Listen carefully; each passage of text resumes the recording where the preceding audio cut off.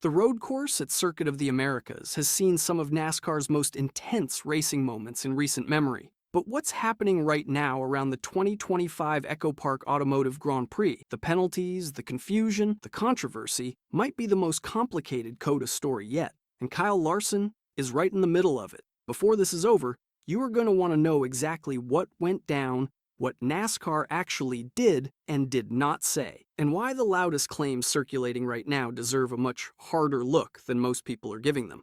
Let's start with what we can actually confirm, because the gap between what is being reported and what is verified is enormous, and that gap matters for every NASCAR fan who wants the real story, not the loudest one. Here is what we know with certainty about Kyle Larson and COTA. At the 2024 Echo Park Automotive Grand Prix on March 24th of that year, Larson in the 5 Hendrick Chevrolet qualified 7th and ran through 68 laps of racing on the 2.3-mile road course in Austin. He finished 18th, well off the pace of his Hendrick teammate William Byron in the 24, who took the win. Christopher Bell crossed 2nd, and Ty Gibbs in his Joe Gibbs Racing Toyota crossed 3rd. Post-race inspection? Clean. No infractions. No penalties. No controversy whatsoever. That is the verified official record. Now jump forward to the 2025 COTA weekend. Early March. Same event, same circuit, and the picture gets considerably messier. According to reporting from Newsweek's Lydia Mee covering the March 2nd and 3rd weekend, Larson absorbed 2 separate penalties during that race. The first was a stop-and-go penalty for a track limits violation. Road course enforcement around the esses at COTA has always been a point of contention, which turns are monitored, which are not, and what the threshold is for crossing those white lines. The confusion about which specific sections of the esses were included in track limit enforcement created real frustration in multiple garages that weekend, not just Larson's.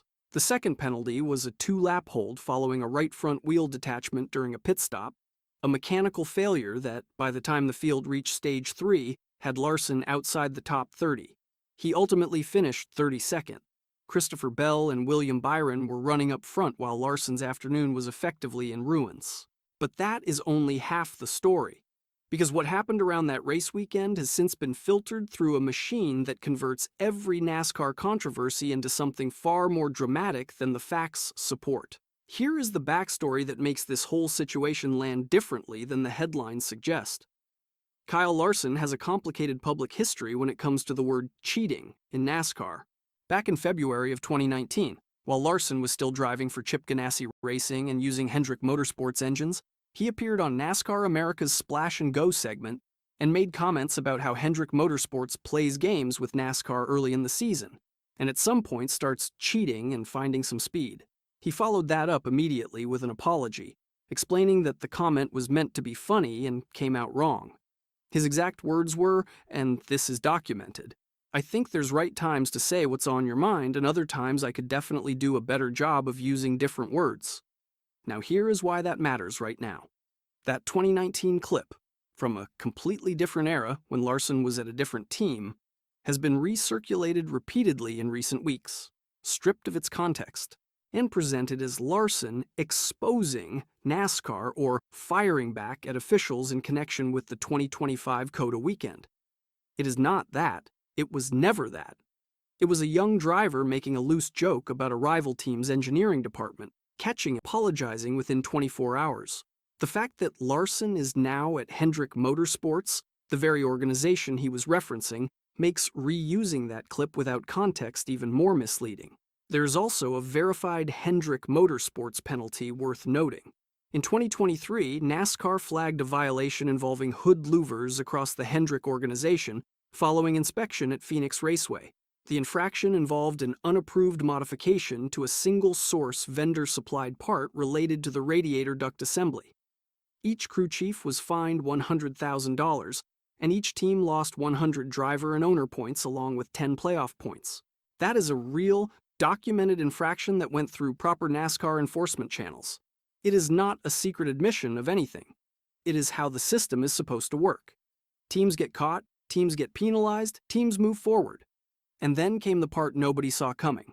which is that the most explosive claim driving the current conversation has essentially no verified foundation at all.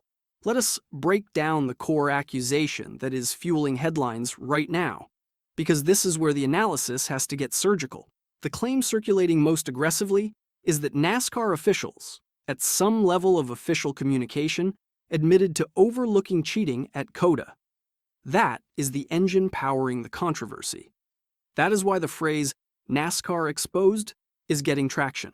And according to the research compiled through multiple sourcing layers, there is no official NASCAR.com penalty report, no press release, no documented statement from NASCAR leadership, and no on-record quote from any NASCAR official that supports that specific claim.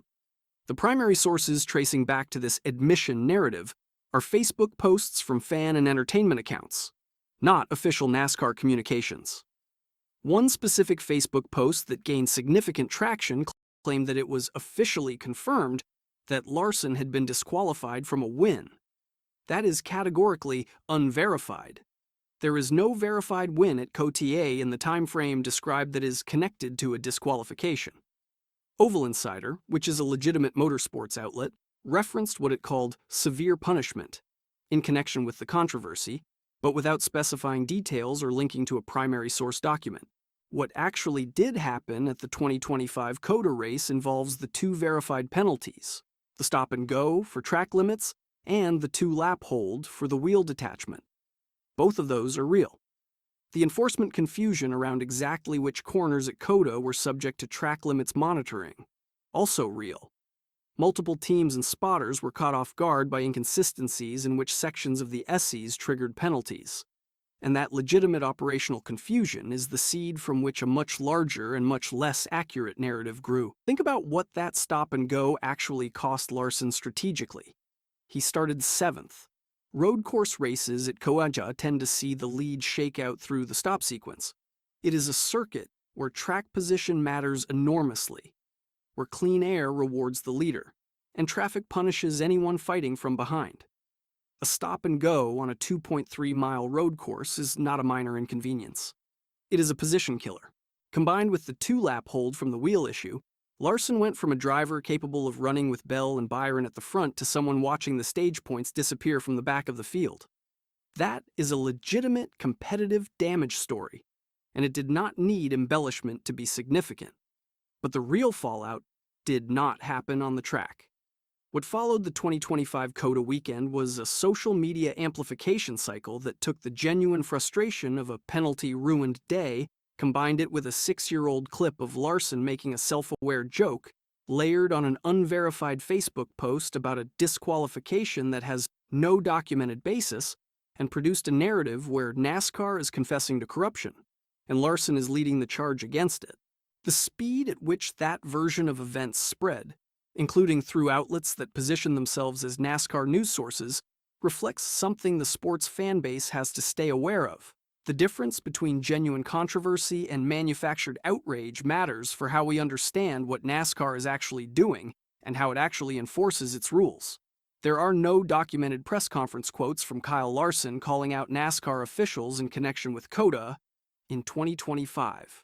There are no team owner statements from Jeff Gordon, who serves as Hendrick Motorsports vice chairman, or from Rick Hendrick himself, that escalate the situation in the way the current narrative suggests.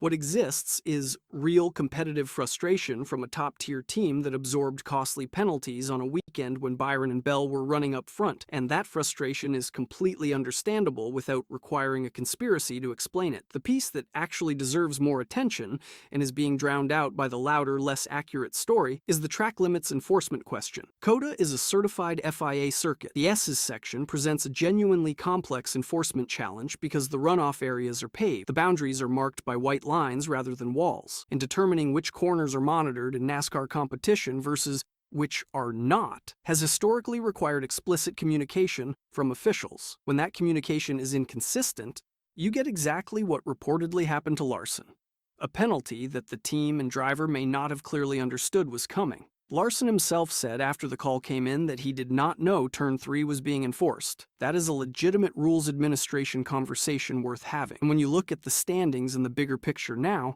you will see why this changes everything about how we should read road course enforcement going forward.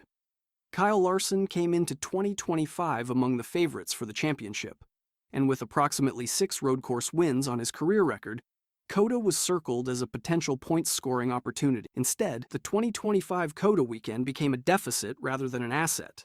In a playoff format where you are accumulating wins and managing points toward cutoff thresholds, a race where you absorb 2 penalties and fall to 32nd is not a disaster. Larson and the 5 Hendrick team have enough firepower to recover, but it is a wasted opportunity in a season where every oval win and every road course finish matters when you are mapping the path toward the championship 4. William Byron's strong run at COTA in 2025, he was running second at the point the reports break off, continues a trend that makes him perhaps the most underrated story at Hendrick Motorsports right now. Byron already won at COTA in 2024. A back-to-back result there would reinforce his position as the team's most complete road racer and keep him building toward what looks like a genuine championship campaign. Christopher Bell leading for Joe Gibbs Racing at the same stage of that race is equally significant. Bell has steadily grown into one of the most technically precise road course drivers in the field, and a COTA win would validate everything the team has invested in his development as a complete racer. The manufacturer picture adds another dimension. Chevrolet carried 16 wins through the 2024 season, with Hendrick Motorsports and Trackhouse Racing driving that total. Toyota pushed back hard through Joe Gibbs Racing and 2311 Racing. A Bell win at COTA for Toyota would represent a meaningful statement on a circuit where Chevrolet has recently been strongest. That manufacturer competition plays out in real time through the point structure and matters for the entire second half of the regular season as teams position themselves for playoff entry. And that sets up what could be the most important road course conversation of the 2026 season. Because the next COTA race is scheduled for March 1st, 2026 at 3:30 p.m. Eastern. Same circuit, same enforcement questions. And if NASCAR has not clarified its track limits communication process in the interim, everything that generated controversy in 2025 becomes the preseason storyline heading into that race. What to watch for is this: whether NASCAR releases any formal clarification on road course track limits enforcement before the 2026 COTA event is the first thing. Rule interpretations at road courses have historically come through NASCAR technical bulletins or pre-race officials meetings, and whether teams are getting clearer guidance this time around will tell you everything about whether the 2025 controversy produced any lasting change in how the sport operates at circuits like this. Watch the 5 Hendrick Motorsports Chevrolet all day on March 1st. Larson at COTA has shown race-winning speed on the road course circuit, including a second-place Cup finish there in 2021. His road course ceiling is as high as anyone's in the garage. If the 2025 weekend left unresolved competitive frustration, and the evidence suggests it did, then 2026 is the response race. Watch whether crew chief Cliff Daniels makes any early pit sequence calls designed to gain track position before the mid-race enforcement questions can derail the strategy again. Watch Bell and the 20 Joe Gibbs Racing Toyota as well. His front-running pace at COTA in 2025, if it carries into 2026, makes him the driver most likely to challenge Larson and Byron for road course supremacy within the current field. And watch the penalty report board in the hours after the checkered flag drops, because whatever NASCAR does or does not flag in post-race inspection will immediately be measured against everything that was debated and debunked from the 2025 weekend.